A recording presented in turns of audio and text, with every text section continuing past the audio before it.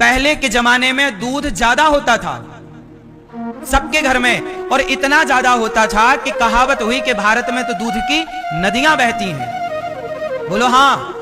सुनो, एक और हमारे देश में बात थी, हमारे यहां दूध कभी बेचा नहीं जाता था। बोलो हाँ। दूध केवल ग्वाला बेच सकता था, ब्राह्मण क्षत्रिय कभी दूध नहीं बेच सकता था। ब्राह्मण को दूध बेचने का अधिकार नहीं है, पाप है। घी बेचने का अधिकार नहीं है, पाप है। तो जब ब्राह्मण के क्षत्रिय के घर में दूध होता, इतना होता कि पिए ना पीता, तो फिर लोगों ने कहा यार करें क्या?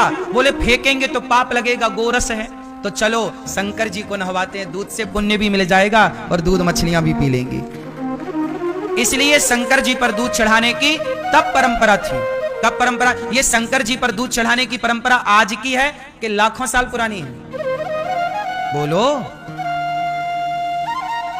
तो आज के 100 साल पहले झांक कर देखो तो सही कि भारत था कैसा। हमारे यहां कोई दूध की कमी थी क्या? अब कमी है। तो अब लोग कह रहे हैं कि गरीबों में बांट दो। ठीक है भैया, बांट दो। गौरी गोपाल में तो अखंड रसोई चल रही है, बट ही रहा गरीबों में, सब में। इन बॉलीवुड वालों से पूछो कि भैया तुमने कितना बांटा, तुम्हारे अन्य क्षेत्र दिखाओ, कहां चला रहे हो? केवल डींगे मार रहे हैं, बातें कर रहे हैं।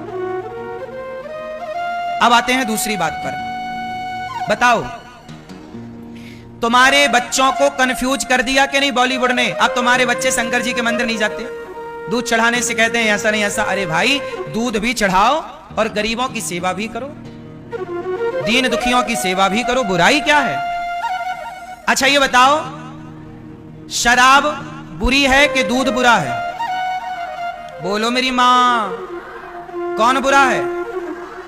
तो आज तक बॉलीवुड ने कोई ऐसी मूवी बनाई जिसमें यह कहा गया हो कि भाई शराब ना पियो, शंकर जी पर दूध ना चढ़ाओ, इसकी मूवी बनी, पर शराब ना पियो इसके कोई मूवी बनी नहीं। शराब तो बेच रहे हैं। कुल मिलाकर शंकर जी पर दूध क्यों?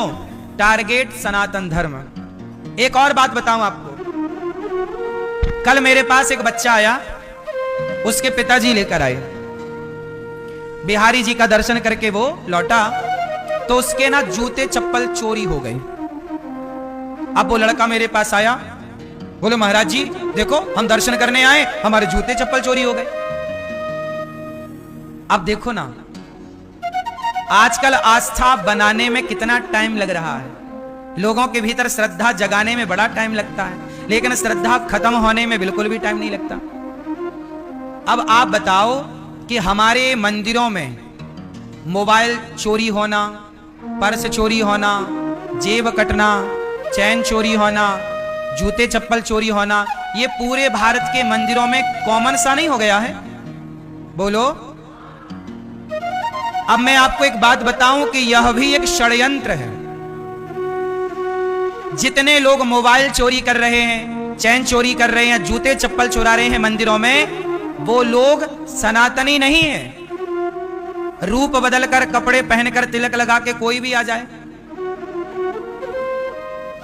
आप लोगों के जूते चोरी होना, पर्स चोरी होना। अब सोचिए आप बिहारी जी गए, माना उदाहरण, और आप बिहारी जी गए और आपका मोबाइल चोरी हो गया, तो आपकी श्रद्धा बनेगी कि बिगड़ेगी? बोलो।